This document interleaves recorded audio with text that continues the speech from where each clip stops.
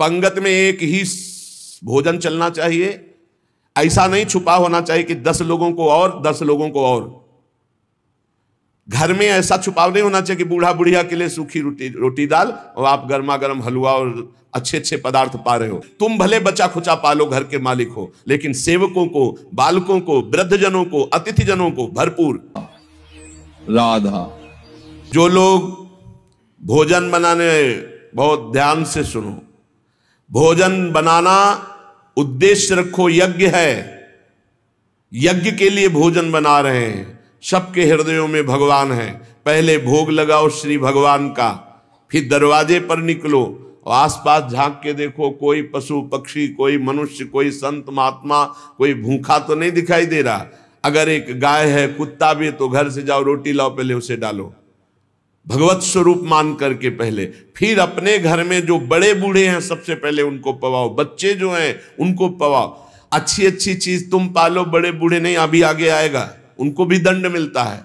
तो जो रसोई बनाए तो उसे भाग लगाना चाहिए, देवता का भाग, अतिथि का भाग, कौवे का भाग, गाय का भाग, और अपने जो पूर्व के बुजुर्ग जन हैं पहले उनकी सेवा। अच्छा, जो भी रसोई बने, भगवान का भोग लगाया, दरवाजे तक गए, अतिथि को देखा, एक गौ के लिए ग्रास निकाला, एक कौवा पक्षी आदि के, जरूर जरूर ये नहीं निकालोगे तो पाप है। गीता जी में कहा, जो अपने लिए पका के पाता है वो पाप पाता है।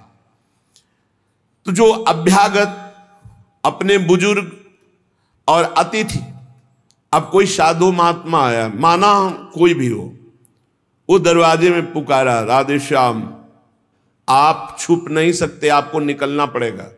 हाँ, राधे राधे, क्या चाहिए, क्या सेवा करूं आपकी? आप जल पिएंगे, आप भोजन पाएंगे? नहीं, मुझे पैसा चाहिए। वो नहीं दे सकता, खत्म खेल, आपका आदर हो गया। आप मृदु वचन में इतना तो बोल सकते हैं, राधे श्याम, आप इतना बोल सकते हैं, आप जल पिएंगे, आप रोटी पाएंगे, भोजन प्रसाद पाएंगे। नहीं, मुझे रुपया चाहिए। नहीं, मेरी श्रद्धा नहीं, मैं नहीं दे सकता, सामर्थ्य नहीं है, श्रद्धा नहीं है, कुछ भी आप कह दो उस पर चलेगा, पर आपको निकलना चाहिए। यदि आप छुपे रहे हो, आपके कान में आवाज आई, आपके दरवाजे से भिक्षुक वापस जा रहा, तो आपके सुकृत नष्ट हो जाएंगे और आपको पाप लगेगा। ये धर्म है, अतिथि देवो भव। देना ना देना वो आपके ऊपर की बात है, लेकिन मृदुवचन, जल और भोजन, ये 3 तो प्राय सब नहीं, कुछ है एक फल दे दे। अगर वो कहता है मुझे भूख लगी है, तो आप वहीं गेट के बाहर बैठिए, परिचय नहीं है इसलिए, घर में जो सदस्य पुरुष वर्ग का, उससे 2 रोटी भेज दीजिए। जो दुष्ट आए हुए अतिथि का अपमान कर देता है, अतिथि देवो भव, बड़ी महिमा ग्रस्त धर्म में अतिथि सेवा, साधु सेवा की, उसे यहां पीब चाट चाट के पवाई जाती है नरक में। उनका बुरा हाल होता है, बहुत सावधानी। इसीलिए धर्मात्मा पुरुष एक एक कार्य को बहुत धर्मपूर्वक,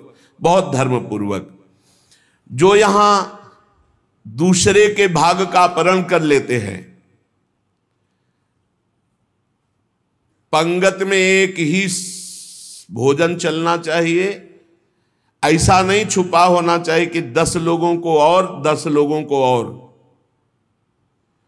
घर में ऐसा छुपाव नहीं होना चाहिए कि बूढ़ा बुढ़िया के लिए सूखी रोटी दाल और आप गर्मा गर्म हलवा और अच्छे अच्छे पदार्थ पा रहे हो। जो ऐसा भेद करके भोजन करता है, मुखिया मुख सो चाहिए, खान पान सो एक। जिसके घर में समर्पित नौकर हैं उनको भी वही भोजन पवाओ जो तुम पाते हो। ऐसा नहीं हो सकता कि तुम बढ़िया बढ़िया और फिर निकृष्ट भोजन उसको, ये तुम्हारा पाप बन रहा है। सबके हृदय में भगवान है, भोजन वही, तुम भले बचा खुचा पालो, घर के मालिक हो, लेकिन सेवकों को, बालकों को, वृद्धजनों को, अतिथिजनों को भरपूर। ये धर्म का ज्ञान अगर नहीं है तो फिर कह रहे हैं कि शरीर बड़ा भयानक मिलता है और मुंह सुई की नोक के बराबर होता है। अब वो इतना भूख से व्याकुल होता है, पर उसको खाने को क्या मिलेगा? वही गंदी चीज और सुई की नोक के, और हाथी जैसा शरीर, और भूख से वो तड़पता रहता है। ऐसा हजारों वर्ष नरक में मिलता है। जो लोग पंक्ति में ब्रह्म ऋषियों को, वैष्णवों को बैठाल दिया, जैसे कई कि अपने रिश्तेदार आए तो पुआ पूरी हलवा, और अगर साधु महात्मा आए तो हृदय में जलन हो रही है। जो ब्रह्म ऋषियों को निमंत्रण करके, साधु वैष्णव को पंक्ति में बैठाल करके अपने लिए अच्छा भोजन, देखो बहुत सावधानी।